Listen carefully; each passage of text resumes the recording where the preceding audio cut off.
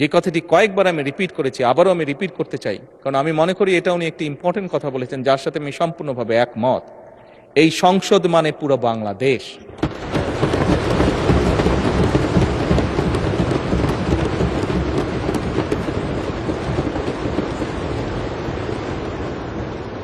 এই সংসদ মানে, এই সংসদের সফলতা মানে ভবিষ্যৎ সমৃদ্ধ বাংলাদেশ।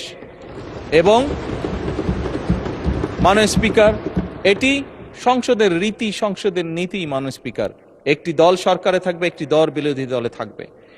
সেই জন্যই আমি বারে বারে বলছি, এই সংসদের দ্বারা গঠিত সরকার।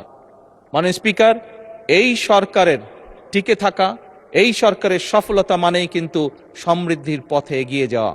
কারণ আমি বিশ্বাস করি এই সংসদ এমন একটি সংসদ যা বাংলাদেশের অতীতে কোনোদিন হয়নি।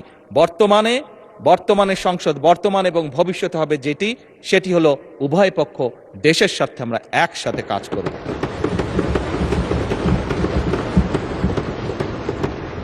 মাননীয় স্পিকার, আমরা উভয় পক্ষ আসুন কেউ কাউকে ব্যর্থ করতে চাইব না।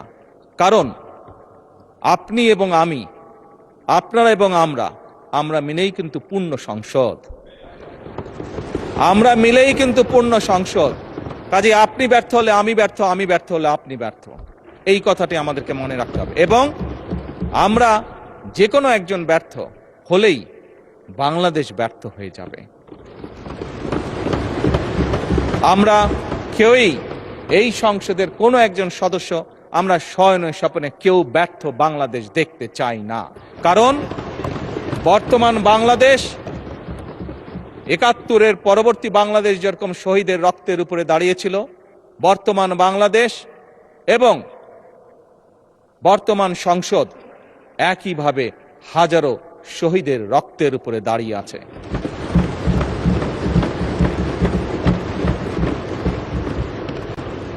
মাননীয় স্পিকার, শেষ অধিবেশনের দিনে আমি এইটুক আমার অবস্থান থেকে আবার পরিষ্কার করে দিতে চাই, আমার সরকারের অবস্থান থেকে আবার পরিষ্কার করে দিতে চাই যে আমরা সব সময়, সকল সময় প্রস্তুত আছি বিরোধী দলের সদস্যের সাথে বাংলাদেশের স্বার্থে, বাংলাদেশের মানুষের সাথে যে কোনো আলাপ আলোচনায় অংশগ্রহণ করার জন্য। এবং আলাপ আলোচনার ভিত্তিতে আমরা উভয়ে সকলে একসাথে এই দেশকে ইনশাল্লাহ সামনের দিকে এগিয়ে নিয়ে যাব। এই দেশের মানুষের প্রত্যাশা পূরণ করার আমাদের সর্বশক্তি দিয়ে চেষ্টা করব। মাননীয় স্পিকার।